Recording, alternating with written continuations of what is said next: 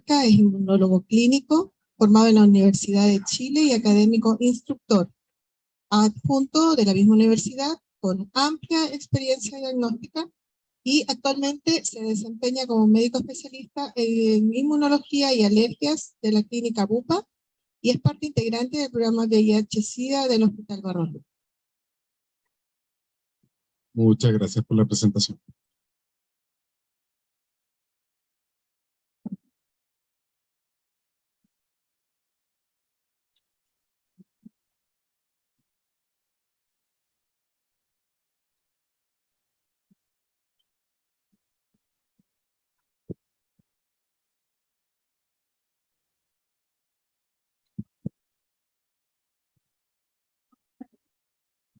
Ya.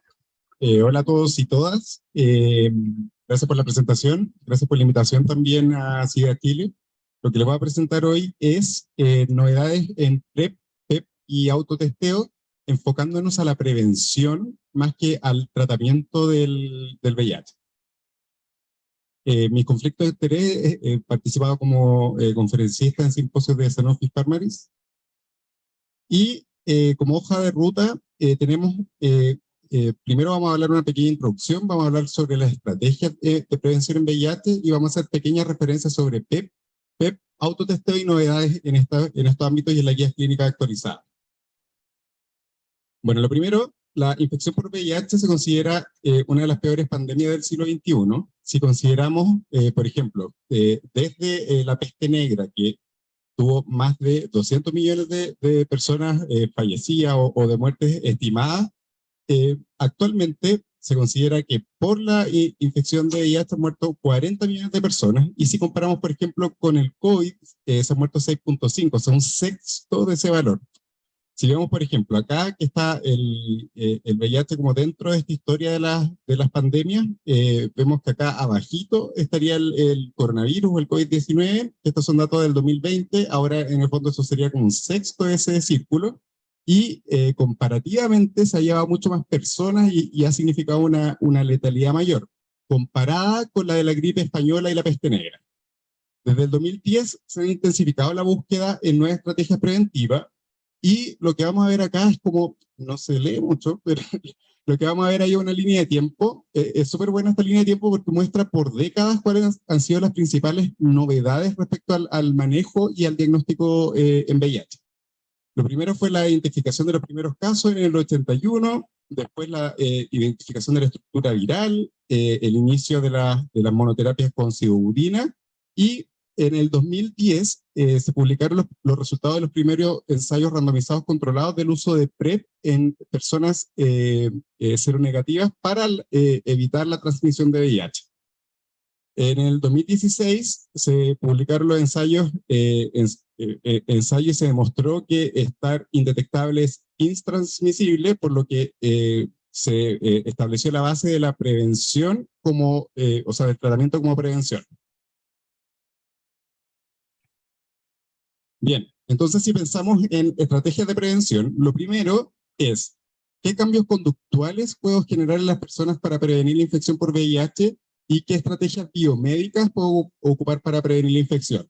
Entonces, dentro de los cambios conductuales hay distintas estrategias: el uso consistente de preservativo, el evitar el uso inadecuado, por ejemplo, de droga endovenosa, educar tanto al paciente como a su pareja, la monogamia, la abstinencia sexual, distintas estrategias conductuales, y también tenemos algunas estrategias biomédicas, como por ejemplo el uso de PrEP, el uso de PEP, el tratamiento como prevención, que es lo que vamos a ver principalmente hoy.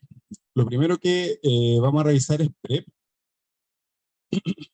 Entonces, la administración de drogas antirretrovirales en personas seronegativas para evitar la transmisión ha tenido una línea de tiempo. Lo primero es en el 2012, que fue cuando el tenofovir emtricitabina fue aprobado por la FDA, posteriormente por la EMA en el 2016, y el 2019 se introdujo esta aprobación para tenofovir alafenamida. El cabotegravir fue aprobado recién el año pasado y actualmente se recomienda en las guías clínicas, que es lo que vamos a revisar en la siguiente diapositiva. El PrEP como estrategia farmacológica ha demostrado ser altamente eficaz en estudios randomizados controlados y en estudios poblacionales, sin embargo, muy dependiendo de la adherencia al tratamiento, y en análisis retrospectivos ha tenido un impacto positivo en disminuir la incidencia poblacional en los lugares en que se ha implementado. Viene la transmisión de VIH, pero puede tener efectos secundarios tanto a corto como a largo plazo, y esos efectos secundarios pueden ser secundarios a efectos farmacológicos de las drogas, pero también pueden ser secundarios a efectos conductuales que tenga el uso del PrEP. Entonces, acá están como los primeros o los principales ensayos clínicos randomizados controlados que se hicieron para demostrar que el PrEP es una buena estrategia farmacológica para la prevención del VIH. Los estudios pivotales en el fondo para el uso del PrEP, los primeros fueron en hombres que tienen sexo con hombres, en que se demostró que la eficacia, si la consideramos no ajustada por adherencia, o sea, de todos los usuarios de PrEP, era relativamente baja, tanto en hombres que tienen sexo con hombres, como posteriormente en hombres heterosexuales en parejas serodiscordantes. ¿Y qué pasaba acá? Si es que nosotros medíamos los niveles de tenofovir en sangre y ajustábamos la eficacia por niveles en sangre de tenofovir, resultaban niveles mucho mejores de eficacia, demostrando que esto era completamente dependiente de la adherencia. Lo siguiente fue, tal como dijo Fernando, que las mujeres fueron desbeneficiadas de los estudios de PrEP en mujeres, en que se vio que incluso esas diferencias respecto a placebo eran no significativas. En estudios poblacionales, en estudios post-marketing, se obtuvieron valores mucho más positivos de eficacia en PrEP, entre un 86 y un 100%, y vamos a ver que la CDC y la OMS actualmente hablan de números mucho más optimistas, pensando en los resultados que ha tenido el PrEP en vida real. Este es un gráfico que muestra cómo influye la adherencia en la eficacia y efectividad del PrEP. Los estudios en que se ha ajustado por adherencia y han tenido adherencia mayor, o sea, cercana al 100%, han tenido mayor eficacia, versus los estudios principalmente en mujeres que han tenido baja adherencia a la profilaxis y con una eficacia que incluso ha sido no significativa respecto a placebo. Entonces, esta es una línea de metaregresión que muestra lo mismo, que muestra que la disminución del riesgo es menor cuando la adherencia es menor, o sea, cuando tengo menor detección de droga en sangre, y ocurre lo contrario cuando hay mayor adherencia. O sea, si a mayor adherencia existe mayor disminución del riesgo de transmisión. Entonces, a partir de esto, la CDC, si uno se mete a la página, aparece que tiene el PrEP un 99% de eficacia en transmitir, en evitar la transmisión de VIH, pero esto es considerando principalmente estudios que se han hecho con niveles intracelulares de droga más que con estudios poblacionales. O sea, decirle que al paciente que con un 99% de seguridad no se va a transmitir el VIH si se toma PrEP es algo iluso, ¿cierto? Porque en el fondo tenemos que considerar siempre la adherencia en ese sentido. Y lo otro es que el uso de drogas para usuarios de droga endovenosa, la eficacia, existe mucho menos datos en cuanto a la eficacia, pero se estima que es un 74% de efectividad. Y y lo otro importante es que esto es dependiente de la cantidad de dosis, que no puse ese gráfico, pero en general con más de 4 dosis por semana se obtiene mayor eficacia versus una eficacia mucho menor si son menos de 4 comprimidos por semana. Bien, lo siguiente es el PrEP como estrategia de salud pública. Lo que se ha hecho es tratar de buscar a cuántas personas se necesita tratar, el NNT, el número necesario para tratar, de personas que tienen que recibir el PrEP para considerarse una estrategia que es costo efectiva, o sea, cuánto yo tengo que invertir en la población para prevenir infección. Considerando como un caso base que es la población de Estados Unidos en un estado base, en el fondo sin considerar adherencia, considerando el uso poblacional del PrEP, para prevenir una infección se necesita tratar a 64 personas, que es este número que está acá arriba. Si es que yo considero que los usuarios de PrEP se toman de forma 100% adherente el PrEP, ahí baja el número necesario para tratar a 30. O sea, solo yo dándole a 30 personas PrEP, prevengo una infección. Entonces disminuyo el NNT a medida que aumento la adherencia. Si es que esto mismo lo consideramos, por ejemplo, en lugares en que la prevalencia de VIH es mayor, el número necesario para tratar es 17. O sea, por ejemplo, si yo hago esta misma comparación en África, en que tengo una mayor prevalencia de VIH, el número necesario para tratar es menor. O sea, solo dando a las 17 personas PrEP, puedo lograr prevenir una infección. Y lo que dice la página de la CDC es que el NNT promedio es de 56 para prevenir una infección. Acá les quise mostrar como los números que tenemos en nuestro hospital, en el Hospital Barros Luco. Primero, estos son los datos de MinSal a marzo del 2022, que existe una alta tasa de abandono del programa PrEP, pero lo entendemos como una estrategia profiláctica, ¿cierto? No estamos hablando de un tratamiento, o sea, una persona puede tomar PrEP y puede dejar de tomarlo también en algún momento si así lo quiere. Y la distribución por edad estaba principalmente entre los 25 y los 35 años, y de los datos que tenemos nosotros hasta julio del 2022, en el Hospital Barros Luco se han ingresado 211 personas al programa PrEP. De esos 198, la mayoría han sido hombres que tienen sexo con hombres. La distribución ha sido muy similar en cuanto a edad, 25 a 40 años, y la tasa de abandono y de permanencia en el programa ha sido prácticamente la misma. Que tenemos datos muy similares.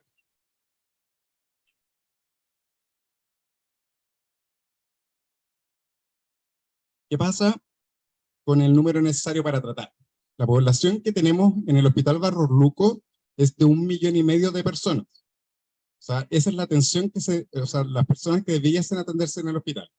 Si consideramos eso como la población estimada a la que nosotros tratamos, con este número de personas que han ingresado, se han prevenido 3.7 infecciones. O sea, solo 3 personas no han adquirido el VIH, considerando el número de personas que hemos logrado tratar nosotros para nuestra población. Es un número súper chico. Entonces, eso no tiene que ver con que seamos un mal hospital, con que no tengamos recursos invertidos de nuestra parte del programa PrEP, sino que tiene que ver con una estrategia ministerial de falta de recursos de parte del ministerio, de personal médico, de horas médicas, de horas no médicas, de horas de matrona, de horas de enfermero, en el fondo toma de muestras, miles de cosas en las que carecemos y que permitirían que podamos prevenir nuevas infecciones. Bien, lo siguiente es la compensación de riesgo, que se refiere al comportamiento humano que se adquiere una vez que yo disminuyo mi percepción del riesgo frente a una conducta. Entonces, el PrEP genera cambios conductuales, eso se sabe, disminuye el miedo de adquirir VIH, y ese es uno de los objetivos también del PrEP. O sea, muchas veces se indica para disminuir ese miedo que muchas veces es irracional adquirir el VIH, y disminuye el uso de medidas de prevención, pero eso, esta Meremo en el fondo le va a mostrar algunos estudios que hablan de eso, y aumentaría también el riesgo de tener otras infecciones de transmisión sexual. Entonces, los estudios randomizados no han demostrado que disminuye el uso de preservativo ni el aumento de la incidencia de otras infecciones de transmisión sexual. Sin embargo, los estudios abiertos y los estudios poblacionales sí lo han hecho. Y eso es lo que les voy a mostrar ahora, cómo se ha demostrado que sí genera conductas de compensación de riesgo. Bien, entonces, lo primero es, este estudio lo que hizo fue comparar las relaciones sexuales anales insertivas, receptivas, y el número de parejas VIH positivas o VIH indeterminado que tenían los usuarios de PrEP, que fueron 398 hombres que tienen sexo con hombres en 4 sitios de California, Estados Unidos. Lo que vemos acá es que a medida que pasaron las semanas de uso de PrEP, o sea, desde la semana 4 a la semana 48, aumentaron significativamente el número de actos sexuales receptivos sin preservativo. Eso fue un aumento significativo en todas las semanas de seguimiento. Y el número de parejas de estatus indeterminado disminuyó en el tiempo, versus un aumento del número de parejas seropositivas, que tenían estas personas seronegativas. En el fondo, empezaron a tener relaciones sexuales con un mayor número de parejas VIH positivas y un mayor número de relaciones sexuales anales receptivas. Lo siguiente es este otro estudio que muestra el aumento de la prevalencia de detección de microorganismos en distintos sitios anatómicos. Este estudio fue en 2.200 hombres que tienen sexo con hombres. Lo que se encontró es un 30% de portación de algún microorganismo en distintos sitios anatómicos. Lo que consideraron ellos fue faringe, recto, orina, y los que tenían en más de un sitio, de este 30%, o del total, perdón, un 7% tenía en más de un sitio la detección de algún microorganismo. Y dentro de los microorganismos, los que se encontraron en mayor cantidad fueron Chlamydia trachomatis en recto y Mycoplasma genital. Esas, en el fondo, fueron las que se encontraron con mayor detección. Entonces acá nos queda la duda de si estos son porque se testean más estos pacientes o estamos determinando a través de técnicas más sensibles por PCR colonizaciones y no infecciones. Entonces lo que hicieron acá fue comparar versus población VIH positiva, que es la línea azul, población VIH negativa sin PrEP y población VIH negativa con PrEP.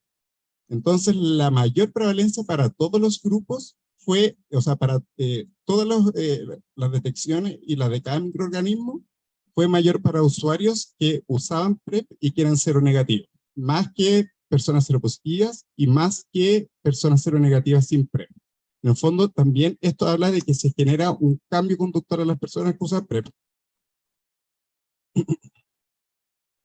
Y por último, este estudio que trata de demostrar si es que se puede o no espaciar las consultas en personas que usan PrEP.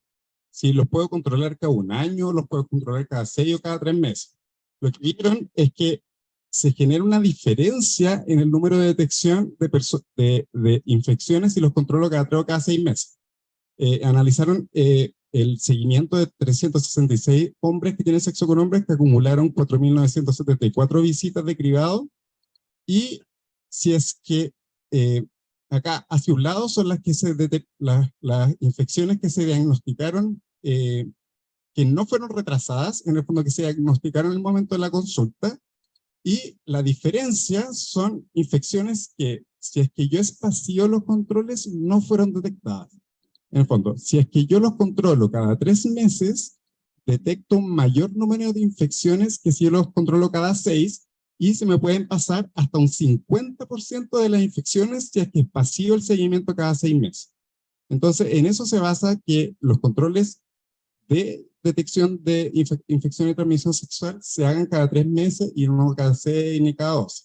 De hecho, las guías actuales, porque muchas veces como médicos nos preocupamos mucho de la función renal y estamos como súper pendientes de la creatinina, súper pendientes del fósforo, de la proteinuria, y las guías actuales recomiendan espaciar incluso en menores de 40 años el control de función renal cada 1 año versus el cribado de ITS cada 3 meses.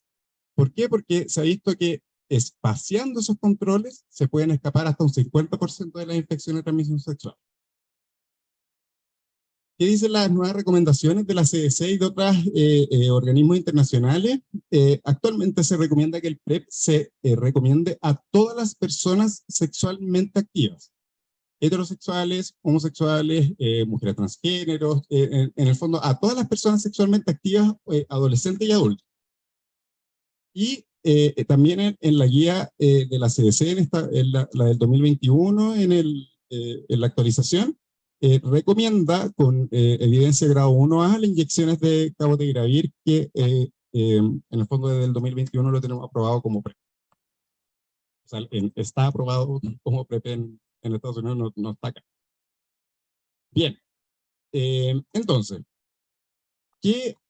¿cómo han cambiado en el fondo estas guías de indicación de PrEP en Estados Unidos y por la CDC? La primera pregunta para indicar el PrEP, que antes era el número de parejas sexuales o el número de ITS previa, es si son sexualmente activos o no. Esa es la primera pregunta. Si la respuesta es sí o no, voy a irme a cada una de estas preguntas como el número de parejas sexuales, si es que tiene una pareja seropositiva, pero fíjense que incluso aunque todo sea no, la respuesta es discutir igual si es que quiere usar PrEP. En el fondo, independiente de todas las cosas que yo encuentro en un paciente como factores de riesgo, número de parejas sexuales, estatus de las parejas, si es que usan un preservativo, es bueno que yo pueda discutir el uso de PrEP con todos nuestros usuarios. Y estas son las recomendaciones que me pareció importante destacarle algunas cosas. Lo primero es que en el fondo la indicación de PrEP baja en el nivel en que yo puedo indicar el PrEP para usuarios con falla renal. En usuarios que tienen un clearance mayor a 30, menos de 60, yo puedo indicar tenofovir-alafenamida. En el fondo acá no lo tenemos aprobado por el ICP con esa indicación, pero se podría indicar como PrEP. O sea, ahí ampliamos el rango de usuarios a usuarios que tienen entre 30 y 60, que son usuarios que actualmente no pueden recibir el PrEP si es que es con tenofovir difumarato. Lo siguiente es que en esta guía, en la CDC, recomiendan el uso diario continuo, no recomiendan en primera instancia el uso intermitente o el uso a demanda. Lo siguiente es lo que les mencioné, que el control cada 3 meses es con serología de VIH y el screening de infección de transmisión sexual y no con función renal, que es lo que constantemente estamos preocupados en los controles. Y el control de función renal se hace cada 6 meses en mayores de 50 años y cada 1 año en menores de 50 años. Entonces, pareciera que nos estamos preocupando como de las cosas equivocadas desde el punto de vista como biomédico. En general, el PrEP en usuarios sin factores de riesgo de falla renal es muy seguro, tanto que podríamos controlarlo cada 1 año, pero existe un alto riesgo de encontrar otra infección de transmisión sexual, por lo tanto, no se recomienda espaciar los controles por eso. Bien, esta es la guía EACS, que es la actualización de este año de PrEP. En la guía EACS sí aparece como una alternativa el PrEP a demanda. Y acá en la guía EACS aparece por primera vez como la mención al PrEP genérico, en el fondo a no ocupar el PrEP original, y a que gracias al PrEP genérico se podría acceder a otras personas que en el fondo no tienen el acceso económico o que no tenían el acceso económico con lo original. Bien, les voy a hablar un poquito sobre PrEP a demanda, tenofovir-alafenamida y cabotegravir. Este es lo conocemos ya, que es el primer estudio que demostró que el PrEP a demanda es eficaz versus placebo para disminuir la incidencia de infecciones por VIH. En general, la reducción es de un 86% en el estudio de que fue el primero que demostró que el PrEP a demanda sirve, y en análisis post-doc se ha demostrado o evidenciado que puede reducir hasta un 100% la transmisión de VIH cuando existen menos encuentros sexuales. O sea, en pacientes o en usuarios que tienen menos encuentros sexuales podría ser incluso más eficaz. La mayoría de los usuarios, si es que yo les doy a elegir entre un esquema diario y un esquema a demanda, van a elegir un esquema a demanda.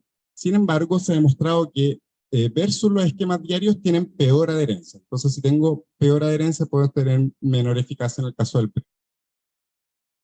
Lo siguiente es tenofovir-alafenamida como PrEP. Estos son como el estudio Discover, que demostró que es no inferior a tenofovir difumarato.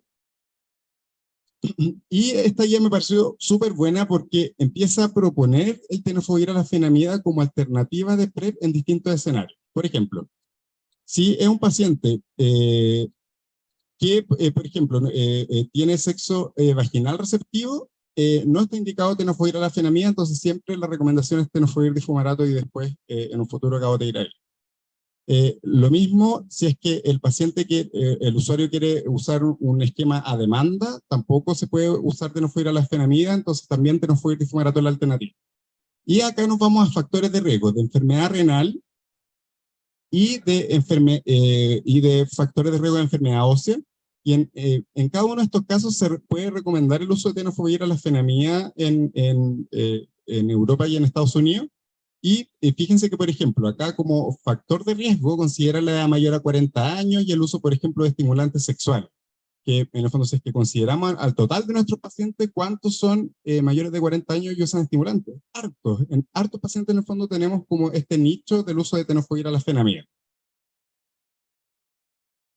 Acá, algo sobre interacciones farmacológicas. Importante que tenofovir alafenamida va a tener muchas más interacciones farmacológicas comparado con tenofovir difumarato. En general, tenofovir difumarato vamos a tener algunas precauciones con algunos antivirales, viropatitis C, y tenofovir alafenamida sí tenemos precaución con los anticonvulsivantes, algunos antimicobacterios, y la hierba de San Juan, que ya conocemos que genera interacciones farmacológicas con antirretroviral. Y por último, el cabotegravir. Son los resultados de los dos ensayos internacionales randomizados doble ciegos, fase 2 y fase 3, que son el 83 y el 84, que demostraron la superioridad de cabotegravir frente a tenofovir alafenamida, por eso, o sea, frente a tenofovir difumarato. Por eso actualmente las guías internacionales recomiendan en primera línea o con evidencia 1A el uso de cabotegravir versus tenofovir difumarato. El tema, bueno, es lo mismo, son los resultados de ese estudio, y acá me pareció interesante mostrarle esta, yo creo que se la vamos a dejar la presentación, no se lee mucho. Esa, en el fondo, ¿cuáles son los efectos adversos de cada una de estas drogas? En general, el tenofovir difumarato puede tener buen perfil, o sea, un buen perfil lipídico, un efecto neutro sobre el peso. Sin embargo, tenemos todas las consideraciones de seguridad desde el punto de vista renal y óseo. Con tenofovir alafenamida y alafenamida, o sea, TAF-FTC, puedo tener una leve ganancia de peso y un leve aumento en el colesterol LDL, y con cabotegravir puedo tener una leve ganancia de peso en hombres que tienen sexo con hombres y en mujeres transgénero sin un efecto significativo en el perfil lipídico. En el fondo acá compara cada una de las contraindicaciones desde el punto de vista renal, óseo y metabólico de cada una de las alternativas de PrEP. Estas son las novedades de PrEP del AIDS de este año. Este es un estudio que será publicado del Prima X, que lo que determinó en el fondo es que pacientes o usuarias embarazadas de tenofovir alafenamida no vieron mayor incidencia de efectos adversos durante el embarazo y de efectos adversos perinatales con el uso de PrEP. Este es otro estudio que evaluó la costo-efectividad del PrEP con cabotegravir en un contexto de Sudáfrica, y lo que determinó es que, sin contar los gastos generales, con una cobertura media de PrEP, cabotegravir debería tener un precio de menos de $15 por inyección, que son 90 al año, y el costo actual en Estados Unidos es de $4.300 al año. O sea, en el fondo, para llegar a ser costo efectiva, tiene que bajar mucho el costo de cabotegravir, y eso es lo que dice este estudio en el contexto de Sudáfrica. Bien, respecto a PrEP no tenemos muchas novedades. Sabemos que respecto a PrEP no existen ensayos clínicos randomizados, aleatorizados, que nos digan, como ocurre con el PrEP, cuál es la mejor alternativa o cuáles son las contraindicaciones, también por un tema ético, ¿cierto? En el fondo, si alguien se expuso, no puedo ofrecerle o no ofrecerle, sabiendo que ofrecerle la droga sí o sí va a disminuir el riesgo de transmisión de VIH. Entonces, el PrEP sabemos que es la terapia antirretroviral dada a personas seronegativas cuando existe una exposición frente a VIH, que puede ser de tipo ocupacional o no ocupacional. Y acá, en el fondo, esta gráfica lo que dice es, si existe una exposición mucosa o percutánea a VIH, si es que el PrEP se administra dentro de las primeras 72 horas, idealmente lo que dice la guía es lo más precoz posible, ideal dentro de las primeras 2 horas, y si es que puedo indicarlo, lo puedo indicar hasta las 72 horas. ¿Y por qué? Porque si es que lo doy dentro de las 72 horas, puedo bloquear la replicación viral y no encontrar la viremia en sangre. Versus, si es que el PrEP se da después de las 72 horas, en que no se bloquea la replicación viral, encuentro viremia en sangre después de 72 horas, y en 5 días ya puedo encontrar una carga viral detectable en sangre con métodos sencillos. El riesgo de transmisión varía dependiendo de la vía de exposición y de la carga viral de la fuente, y a diferencia del PrEP, como les dije, no tenemos grandes estudios randomizados controlados por temas éticos, y las guías en la actualidad se basan principalmente en modelos animales y la comparación con los modelos de transmisión vertical. Existe consenso en que debe iniciarse lo antes posible en exposiciones de alto riesgo y que debe ser mantenido por 28 días, solo que todas las guías recomiendan lo mismo. Acá, estas son las últimas actualizaciones de PEP en exposición no ocupacional y en exposición ocupacional. Esta es la no ocupacional, que recomienda tenofovir difumarato junto al raltegravir o dolutegravir, y vamos a ver que a diferencia de otras guías, por ejemplo, que recomiendan solo raltegravir y no dolutegravir, y eso por las precauciones que hubo en algún momento con dolutegravir en mujeres en edad fértil con riesgo o con posibilidad de embarazo. Además, lo que recomienda esta guía del 2021 es que personas que tienen contacto de riesgo con una persona que está en controles por VIH, que tiene una carga viral indetectable, no debe recibir PEP en ninguna situación, o sea, frente a ningún tipo de exposición con alguien que tiene carga viral indetectable. Siguiente es, ¿qué pasó en agosto del 2022? Que muchas guías sacaron este warning del dolutegravir en mujeres en edad fértil y empezaron a recomendar el uso de genéricos con dolutegravir como profilaxis post-exposición.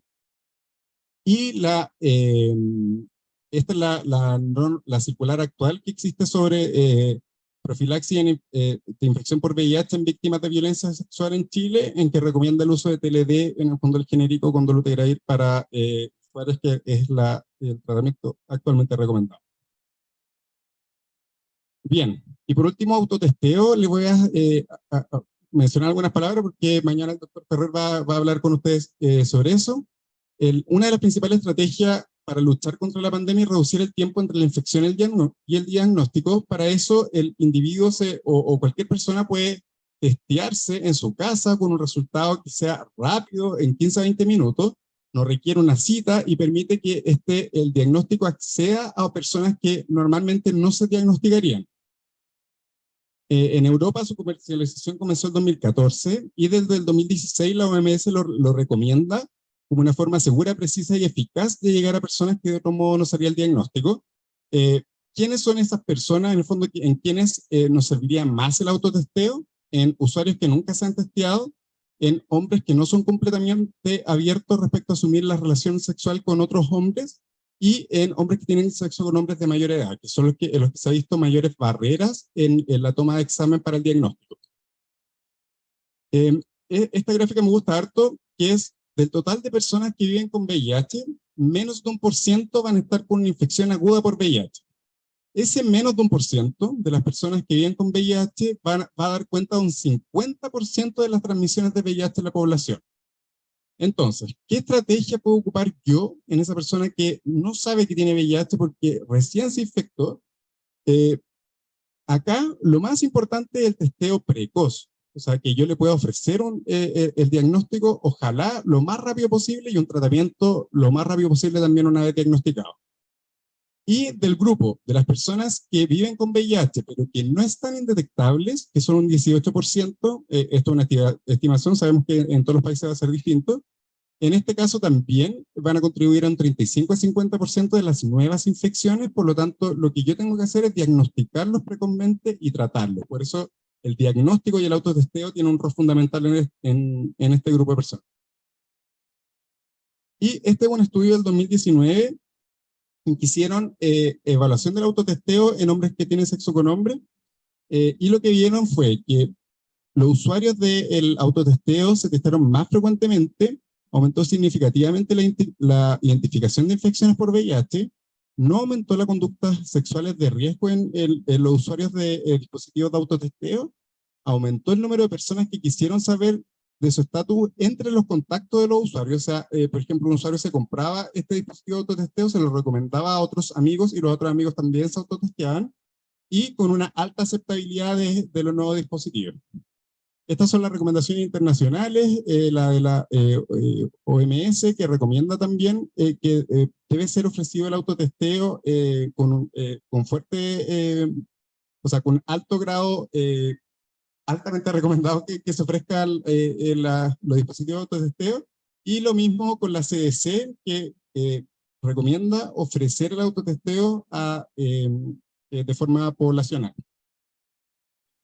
Y esto es lo nuevo, que es el decreto que se publicó ahora en junio del 2022, en que lo que dice es que por el que someten el fondo a régimen de control sanitario por el código sanitario a todos los dispositivos que se ofrezcan para autotesteo, y dentro de esos dispositivos, en el fondo los test de determinación de anticuerpos de VIH y los test rápidos autoaplicados.